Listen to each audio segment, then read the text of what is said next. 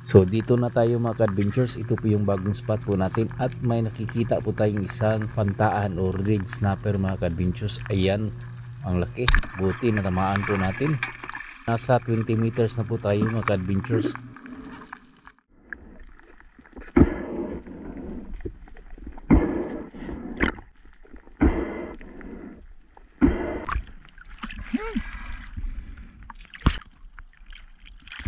Ayan, good size na po ito mga adventures.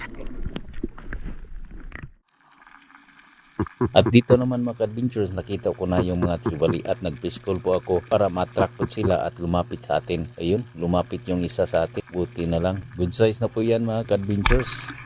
Ayos.